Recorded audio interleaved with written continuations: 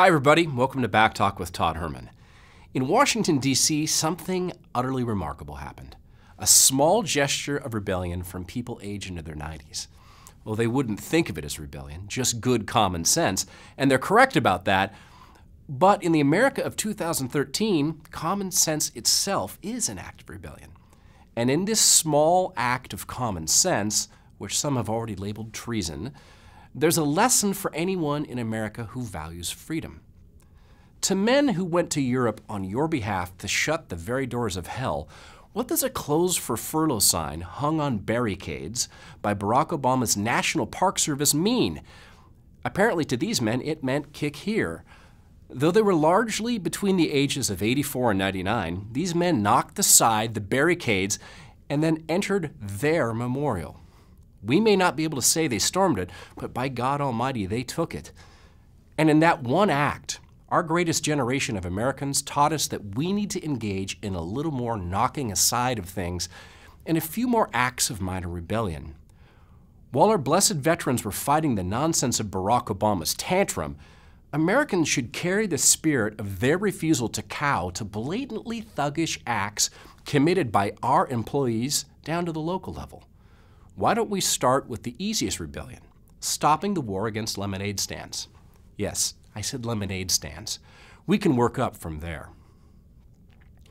The war against little kids selling lemonade is actually quite real. Police officers in Coralville, Iowa crushed the lemonade stand run by a 4-year-old girl who was selling cups of lemonade for 25 cents because she did not have a $400 permit. In Georgia, more police officers shut down another lemonade stand run by 3 girls because they had not obtained their $180 business license. In Appleton, Wisconsin, the city council passed an ordinance that made it illegal for kids to sell lemonade within 2 blocks of a public event. And these are only a few cases. You can Google more of them.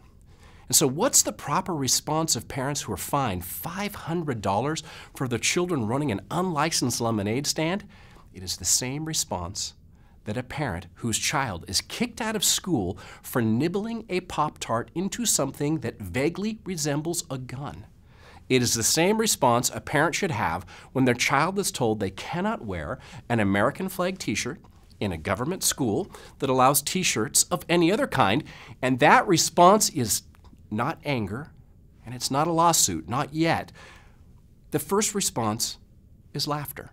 We should stop and point and laugh at the top of our lungs at any one of our employees who would ever attempt to make us respect such utterly insipid, anti-common sense directives, and we should make sure our children see that we regard such pettiness as a joke.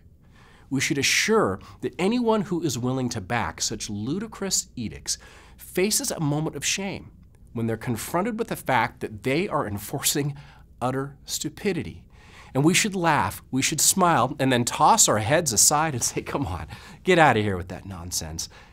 And then we should go about our business. Don't offer any physical resistance, certainly don't harm anyone who's trying to fine your child for selling cupcakes. Just laugh in their faces. Petty tyrants actually like anger. Seeing people they hope to control get angry is fuel for petty tyrants. From people on condo boards demanding the removal of your Romney bumper sticker, to Kathleen Sebelius and Barack Obama, who want you to remove your eyes and brain and souls and let them control you. And laughter will work at the federal level as well. When your doctor, who is now ordered by Sebelius and Obama to collect information about your private sexual encounters and inner feelings, asks you creepy, inappropriate questions, crack up with laughter, smile at them and shake your head, and then say to your physician, wow, it must be really awful to have to ask those questions because of some fool in Washington, D.C., and then invite them to continue with the real job of finding out why you're sick. If they refuse to fulfill their Hippocratic oath, laugh even more loudly, and then laugh your way into the lobby and repeat at the top of your lungs the questions your doctor wanted to enter into the Obamacare database used by the SEIU, Planned Parenthood, and the several ACORN groups that have been renamed and restarted. When we start laughing at these small, grimy, pernicious acts of authoritarianism, others will join us because laughter is contagious. And when we gather and laugh at the minions of professional statists, like the National Park and Service employee of ours who said she is proud of trying to block men who are going to die in the next few years from seeing their memorial, they will not be able to present some empty argument like, I'm just following orders. They will have to experience what is rightly theirs. When they choose to follow blatantly dictatorial, demonstrably unnecessary acts designed solely to intimidate the people who pay their salaries and benefits, they will be forced to experience complete and hysterical derision in the form of crowds of people pointing and laughing at them. Their actions don't deserve debate. They deserve dissolving into fits of giggling. Just as they closed the doors of hell in Europe with their arms, their eyes, their screams, their souls, and their kindness and their sense of duty, these men, for just one moment, slapped aside a loutish, self-serving, polluted, elitist, self-mocking bureaucracy that would pretend to tell an American citizen that he cannot walk in his own open-air national park.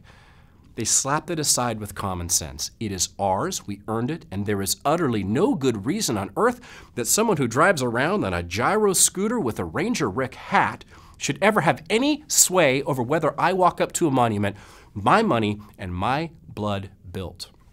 Of course, these men probably said nothing when they did this, just as most of them will not speak about what they did over there.